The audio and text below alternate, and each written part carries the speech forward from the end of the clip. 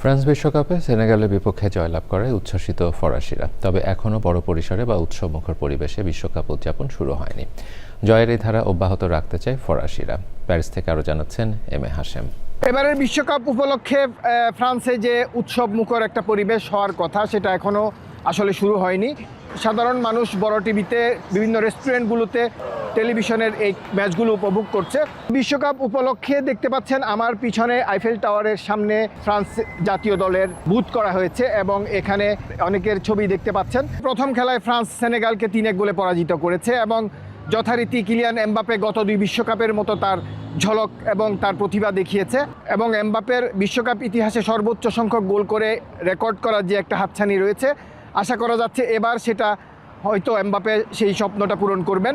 The French won 3-1 and for that I'm very happy this night. Michael Olise is the best player in the world. Definitely Hugo Vanier. Hugo Vanier is really polyvalent, you know. Yeah. He have a lot of competencies on the ground. And we believe in France. We believe in the third World Cup and vive la République et vive la France. Let's go! বিশ্বকাপে France প্রথম খেলায় যেভাবে জয়লাভ করেছে, ফরাসি জনগণ মনে করছে আগামীতে এই ধারা অব্যাহত থাকবে। প্যারিসের আইফেল টাওয়ার থেকে M A Hashem, channel I.